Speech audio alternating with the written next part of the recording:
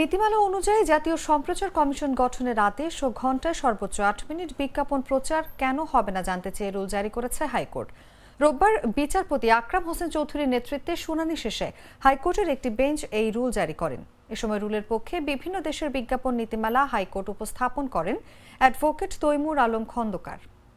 প্রচারে টেলিভিশন চ্যানেলগুলিতে কত মিনিট তারা বিজ্ঞাপন প্রচার করতে পারবে, ঘন্টায় কত মিনিট।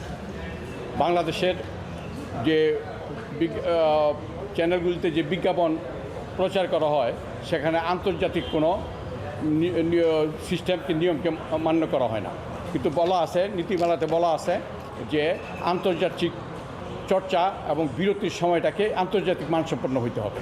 তো বিভিন্ন দেশের এখানে আন্তর্জাতিক মান আমরা দাখিল করছি এবং এই নীতিমালায় আরেকটা কথা বলা আছে, জাতীয় সম্প্রচার কমিশন গঠন করতে হবে, কিন্তু আজ পর্যন্ত জাতীয় সম্প্রচার কমিশন গঠন করা হয় নাই।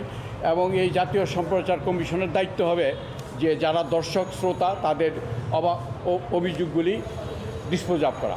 তা এইটা নিয়ে আমি একটা গুরুত্বপূর্ণ মামলা হিসাবে আজকে এটা হিয়ারিং হয়েছে।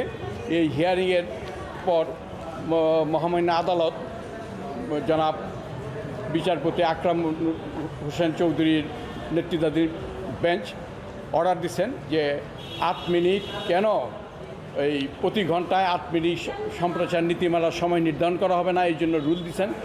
এবং জাতীয় সম্প্রচার কমিশন, এই জাতীয় সম্প্রচার নীতিমালা অনুযায়ী জাতীয় সম্প্রচার কমিশন গঠন করার জন্য সংশ্লিষ্ট কর্তৃপক্ষকে ডাইরেকশন দিচ্ছে।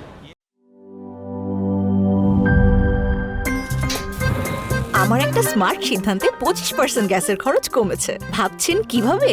সাধারণ গ্যাস স্টোভ বদলে আমি এনেছি আরএফএল গ্যাস স্টোভ। এর সাইন্টিফিক নজল ও ব্রাস বার্নার ক্যাপ সমানভাবে তাপ ছড়িয়ে রান্না করে দ্রুত, তাই গ্যাসও বাঁচায় 25%, টাকাও বাঁচে 25%। আরএফএল গ্যাস স্টোভ, নিরাপদ ও গ্যাস সাশ্রয়ী।